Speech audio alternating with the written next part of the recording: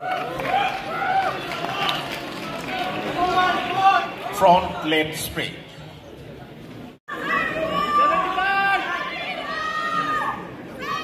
सर्वप्रथम आजको जुन चाहिँ यो हिस्टोरिक इभेन्ट भयो सिक्किममा है, यो अब तपाईँले हेरिहाल्नुभयो है, कुन प्रकारको एथलिट आयो, कुन प्रकारको क्वालिटी एथलिटको थियो है, र यो सबैभन्दा पहिलो है सिक्किममा यो एउटा नेसनल च्याम्पियनसिप भयो है, र जुन प्रकारले हाम्रो माननीय मुख्यमन्त्री सर श्री प्रेमसिंह गोले तामाङ सरले हामीलाई सपोर्ट दिनुभयो।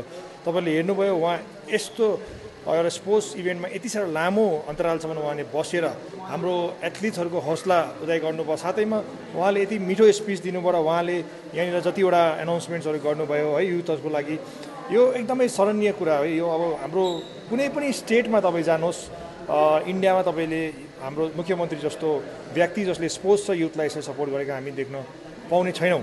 र सरलाई म फेरि पनि है अन्तमा गएर without you this event would not have been possible. तपाईँकै आशीर्वाद, तपाईँकै जुन चाहिँ एउटा विश्वासले गर्दा यो पुरा भयो।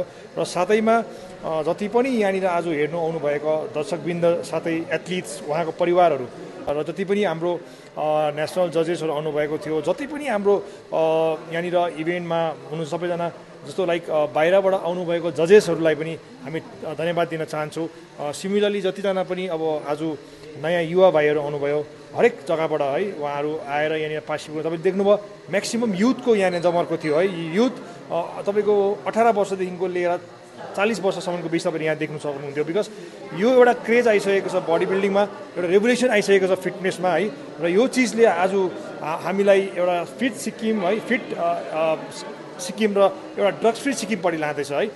फेरि पनि म सबै सिक्किमवासीलाई म धन्यवाद दिन चाहन्छु। इभेन्ट एकदमै राम्रो भयो र once again I would like to thank our honourable chief minister for such and lovely, हामीलाई जुन चाहिँ एउटा उहाँले आज एउटा महलै उहाँले आएर चेन्ज गरिदिनु भयो है, र सबैजनालाई thank you so much. Journey बस यही था, पहले शौक था, फिर उसके बाद पैशन बन गया, अब यही कंटिन्यू है, जिम में अपना चला रहे हैं।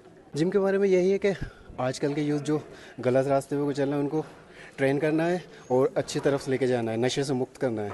जो आजकल के लड़के नशे की तरफ, यूथ के लिए मैं यही कहना चाहूँगा, नशा करना है तो अच्छा नशा करो जिससे आपका और आपके परिवार का नाम हो और आपका देश का नाम हो। कहना यही चाहूँगा, बहुत अच्छा शो ऑर्गेनाइज़ किया था, बहुत ही अच्छा फील हुआ यहाँ पर आके। गैंगटॉक बहुत ही खूबसूरत सिटी है, शांत सिटी है, माइंड फ्रेश हो गया यहाँ पर आके।